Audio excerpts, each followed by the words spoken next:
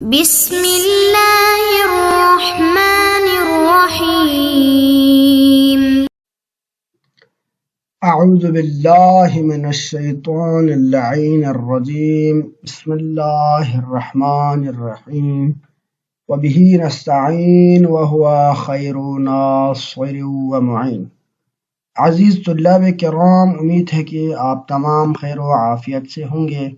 جیسا کہ آپ سب آگاہ ہے، ہماری گفتگو اور بحث چل رہی ہے مقصد خامس بحث امامت میں، جس میں ہم گفتگو کر رہے ہیں کہ ایک امام کا نصب ہونا، ایک خلیفہ کا ہونا ضروری ہے بعد الرسول، تاکہ وہ رسول صلی اللہ علیہ وآلہ وسلم کی ذمہ داریوں کو ادا کرے اور امت کی قیادت کرے۔ اب اس امام کا نصب کرنا لوگوں کے اختیار میں نہیں ہے، اور اس کے اوپر ہم نے ادلہ پیش کیے، ادلہ عقلیہ و نقلیہ۔ پھر اس کے بعد ہم نے مسئلہ ثانی میں بحث شروع کیا، اور مسئلہ ثانی میں ہم گفتگو کر رہے ہیں کہ اس امام کا معصوم ہونا ضروری ہے، اور اس کے اوپر پہلے ہم ادلہ عقلیہ پیش کر چکے۔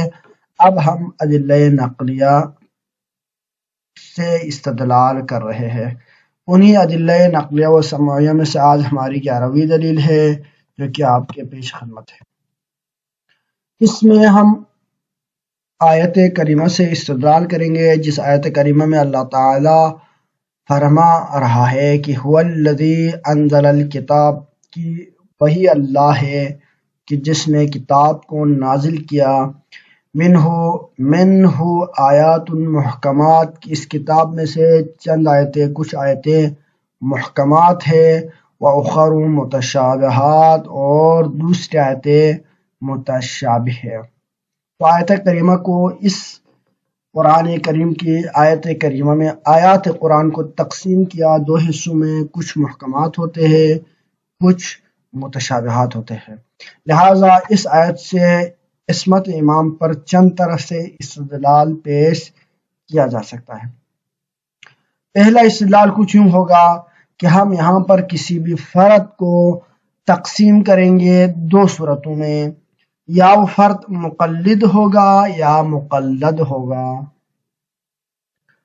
اب اس شخص کی پیروی کرنے سے منع فرماتا ہے اللہ تعالیٰ اس آیت میں جو متشابہات کی خواہش بغرض و فتنہ کرتا ہے، یعنی متشابہات کی کیا کرتا ہے؟ پیروی کرتا ہے۔ اور جو شخص غیر معصوم ہے، اس میں اس فعل ناجائز کا شبہ ضرور ہوتا ہے کہ وہ متشابہات کی پیروی کرے اپنے خواہش کے لیے، فتنہ و فساد قائم کرنے کے لیے، لہٰذا اس کے قول کا وثوق نہیں رہے گا، پس اس کی تقلید جائز نہیں ہوگی۔ یعنی تقلید اس فعل کی، اس فرد کی جائز ہوگی جو فعل بد سے بری ہو، اور فعل بد سے وہی بندہ بری ہوگا جو کہ معصوم ہوگا، جس کا دامن معصوم ہو اور اللہ تعالیٰ نے اس کو عصمت کے اس بلند مرتبے پر فائز فرمایا ہو، لہذا وہی فرد امام ہوگا، اس کے علاوہ کوئی اور فرد امام نہیں ہو سکتا۔ یہ ایک استدلال ہے۔ لہذا دو فرد، لوگوں کے دو فرد ہیں، ایک مقلد ہے، وہ مقلد تو امام ہو ہی نہیں سکتا، کیوں؟ کیونکہ مقلد کہتے ہی اس کو ہے جو خود کسی دوسرے فرد کی پیروی کرے۔ اب جو مقلد ہے، جس کی پیروی کی جائے، وہ مقلد ایسا ہونا چاہیے جو متشابہات میں ڈگمگا نہ جائے، گمراہی کے دلدل میں نہ پھنسے، اور وہی فرد ہو سکتا ہے جو کہ معصوم ہو، لہذا معصوم کی پیروی کی جانی چاہیے۔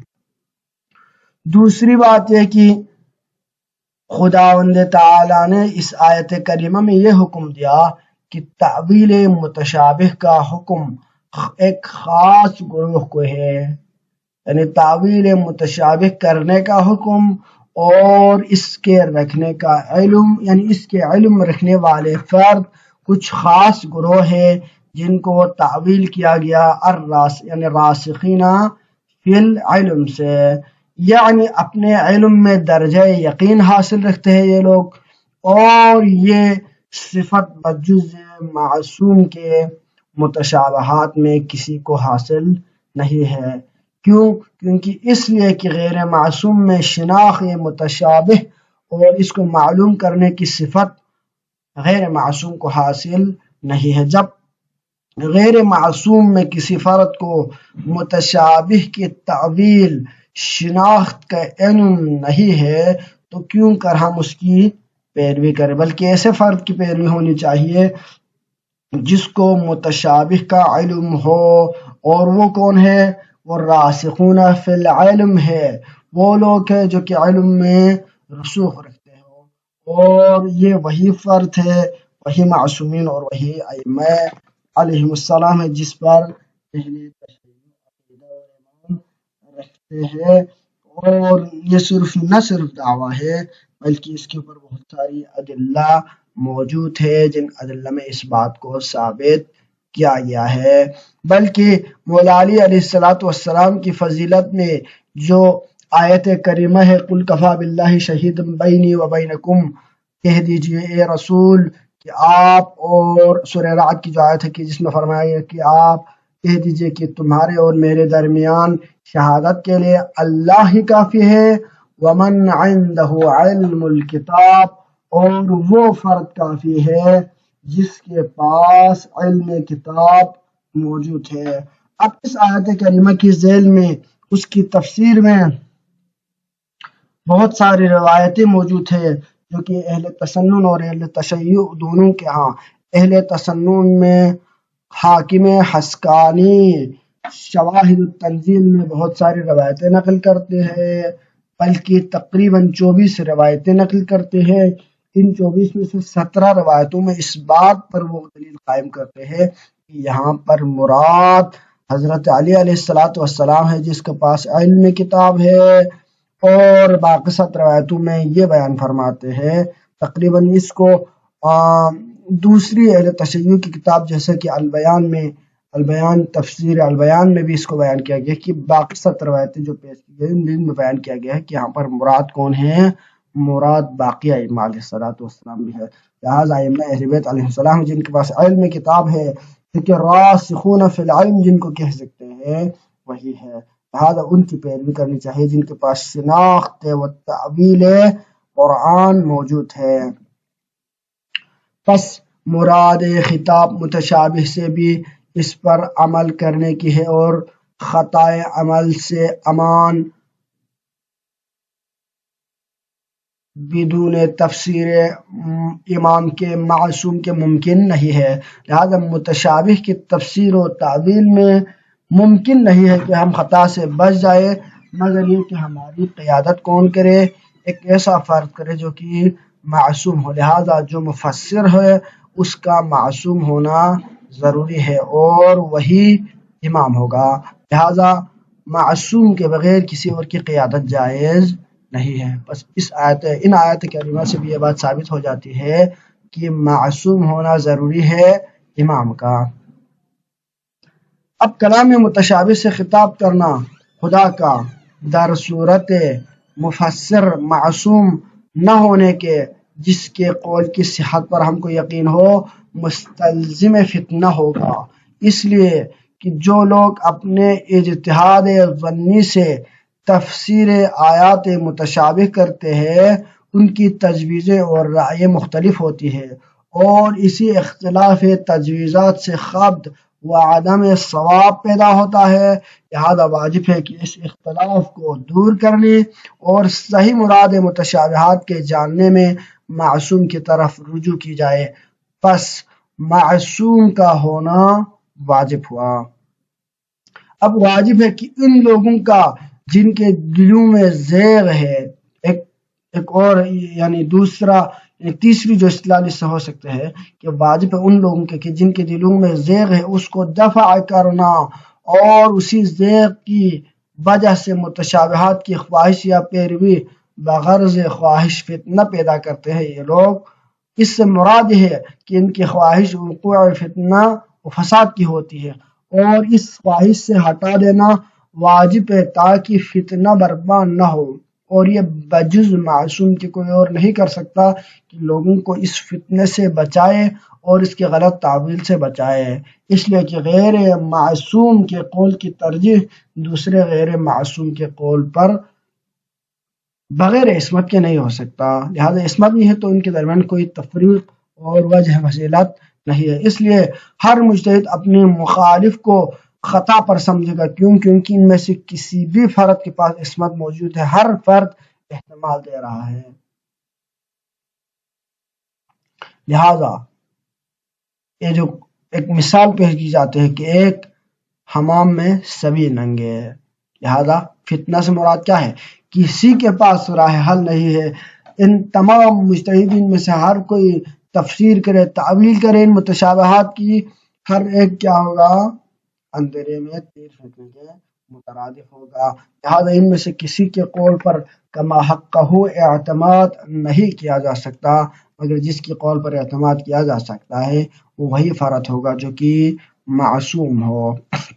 لہٰذا جب معصومین سے فرمایا گیا، جو دوسری آیت ہم نے پیش کی سورہ رعد کی جس میں کہا گیا کہ وَمَنْ عِنْدَهُ عِلْمُ الْكِتَابِ، تو اس آیت کریمہ میں اس سے یعنی معصوم سے جب سوال کیا کہ مولا علیہ السلام کی سب سے بڑی فضیلت کیا ہے، تو اسی آیت کو پیش کیا گیا کہ وَمَنْ عِنْدَهُ عِلْمُ الْكِتَابِ، وہ فرد کی جس کے پاس علم کتاب ہے، وہ کیا ہے؟ گواہ ہے رسول کے۔ تو لہذا رسول کے اوپر جس کو گواہ بنایا گیا وہ معصوم ہوگا، وہ ایسے درجے کا فرد ہوگا جو امت میں سب سے افضل ہو، ورنہ تو عام لوگ ایک